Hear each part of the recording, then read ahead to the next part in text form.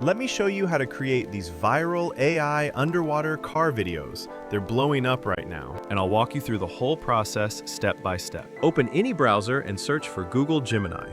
Upload a photo of your car and paste the prompt I've left in the description and pinned comments.